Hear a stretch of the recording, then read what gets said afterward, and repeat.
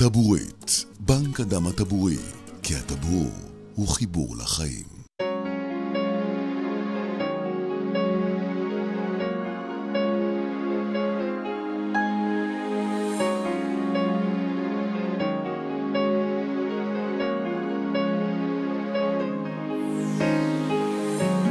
Professor Kurzberg, thank you so much for coming over to Israel and to be a guest in Taburit. Oh, it's my pleasure. Your idea of the regulatory and the safety, how to collect the stem cells, how to transfer it, and can you tell us a little bit about the accreditation and why Taburit is so specific about keeping it so safe, and why it's so important? Well, I really applaud and think it's a great thing that Taburit has been so strict about enforcing accreditation and requiring it. Because as a user of cord blood, I have to know that it's sterile and clean. I have to know that it's not going to transmit any diseases to the person who receives it. I have to know how many cells are there and that the bank tested it in a way that is reliable, and that the count in Taburit will be similar to the count at Duke, because we know dosing of the cells matter. So standards.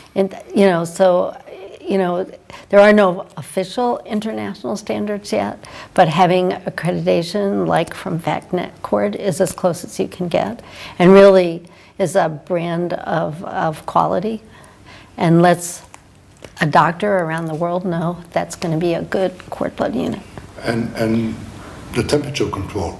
You know that the unit has been shipped to the family before birth as an empty bag, but then coming as a full bag. Right. How important is to keep it in room temperature and to have a control of its... Yeah. So it's considered vitally important to know the temperature during the shipment of the unit. And it can't go outside of a range. It can't be too cold. It can't freeze.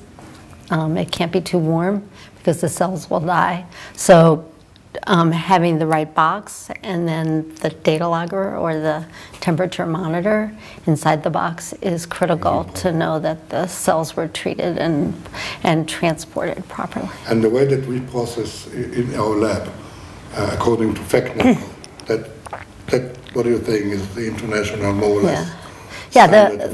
I think the VacNet Cord standards are the sort of the most accepted standards by the professionals in the community who use cells, and they are difficult to meet, but they really ensure that the bank and the transporting and the testing of the unit were done at the highest quality. We lately joined an organization called CBA, Cord Blood Association, and we are very proud of that. Can you tell us a little bit why it's important for Taburit patients, clients, to know that we're part of this huge organization that I feel very exciting?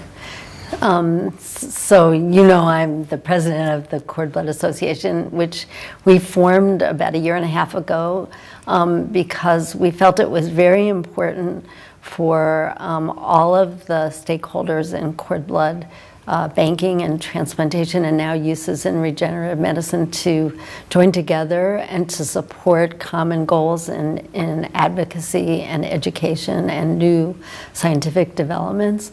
And we especially thought it was important for private banks and public banks and hybrid banks to all work together and to practice the same standards, and that the best way to make that happen was to be in an organization together and to create standards and have goals for regulation as a single unit.